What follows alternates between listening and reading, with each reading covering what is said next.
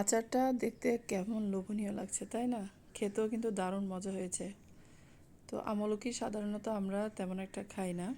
আমলকি হলো পুষ্টিগুণের রাজা।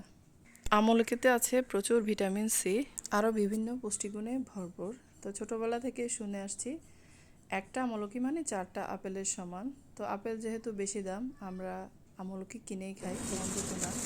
তো বাচ্চারা কিন্তু সরাসরি খেতে চায় না, এভাবে আচার বানিয়ে দিলে তারাও চেটেপুটে খায়।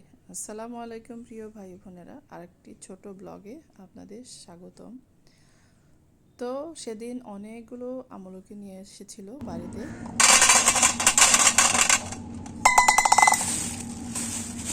তো আমি কিনে নিয়েছিলাম। একবার কিনে দেখছি আসলে তো এগুলো দিয়ে আচার বানালে কেমন হয়, তাই আবার কিনে নিলাম। তো লোকটা আবার এসেছিল, একসাথে করে ভালো করে পানি দিয়ে খুব ভালো করে ধুয়েছি যাতে বালি না থাকে।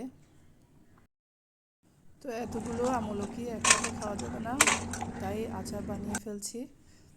তো আচার বানিয়েছিলাম 2 দিন আগে, কিন্তু আপলোড করা হয়নি, একটু ব্যস্ত ছিলাম। তো আজকে ভাবলাম সবার জন্য একটু আপলোড করে দিই।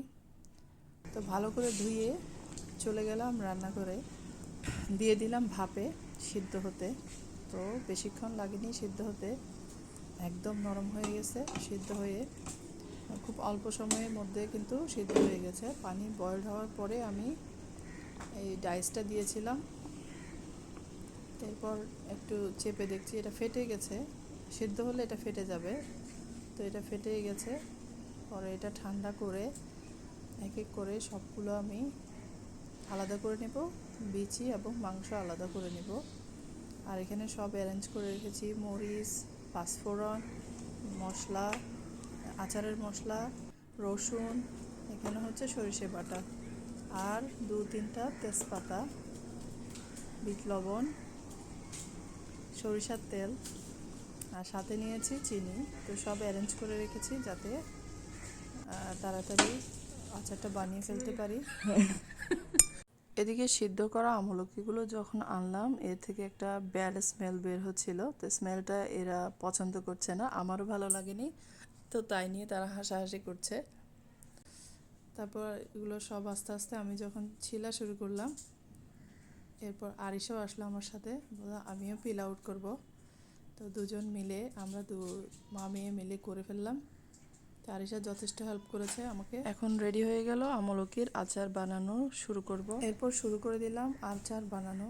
প্রথমে সরিষার তেল দিলাম কড়াইয়ে, একে একে রসুন, মরিচ, তেজপাতা, শুকনো মরিচ এগুলো, আর দিয়েছি পাঁচফোড়ন, সরিষে বাটা, সব দিয়ে কিছুক্ষণ ভালো করে একদম ব্রাউন করে ফেলেছি।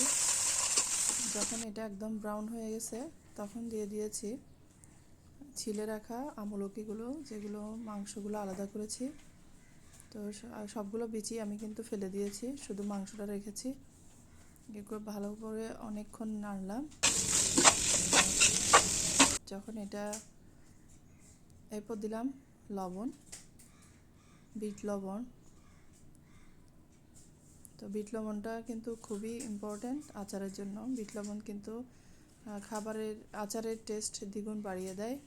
তো যে কোনো আচারে বিট লবণ ইউজ করলে আচার কিন্তু অনেক টেস্টি হয়।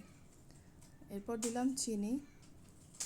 তো চিনি ইচ্ছে মতো, যার যার ইচ্ছে মতো বাড়িয়ে কমিয়ে দেওয়া যায়। তো আমি একটু চিনি বেশি দিয়েছি যেহেতু বাচ্চারা খাবে। তো সাথে দিয়েছি মরিচের গুঁড়ো, হলুদের গুঁড়ো। একদম সবশেষে দিয়েছি আমার রেডি করা আচারের মশলা। আমি এটা আগেই রেডি করে রেখেছি।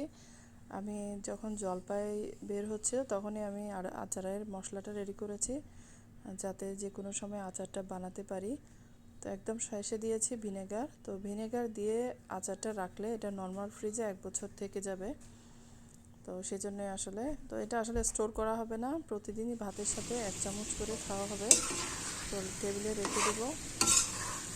তো এই আচার, আমলকির আচার আমাদের হজমে অনেক হেল্পফুল, তাই প্রতিদিন ভাতের সাথে 1 চামচ খাওয়া যেতে পারে। তো সবশেষে আমার আমলকির আচার ডান। তো কেমন হয়েছে দেখেন। তো এক এক করে সবগুলো যখন আচার ঠান্ডা হয়ে গেছে, আমি কাঁচের জারে রেখে দিচ্ছি। তো নর্মাল কাঁচা আমলকির চেয়ে এভাবে আচার বানিয়ে খেলে কিন্তু খেতে দারুণ মজা লাগে।